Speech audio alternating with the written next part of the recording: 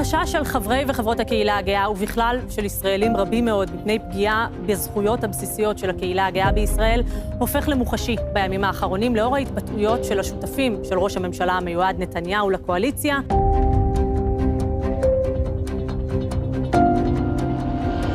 חברי כנסת בישראל שרוצים להעביר חוק להפלות כל אחד ואחת מאיתנו.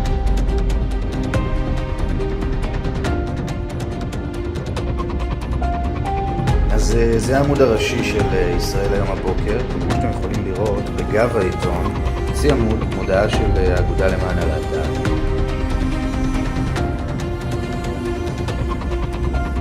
ברגע שאני הופך את העיתון, תראו מה קורה פה.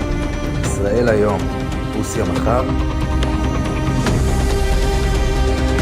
כאן כתוב בקטן, אל תיתנו לישראל להפוך למדינה מסוכנת בקהילת הלהט"ב.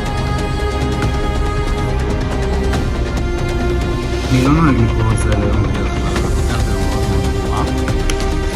ישראל היום, רוסיה מחר. אנחנו לא רוצות ולא רוצים שהמדינה שלנו תהיה מדינה שנגרתה מלמעלה מהממשלה, אפליה, רדיפה ושנאה של יהודים.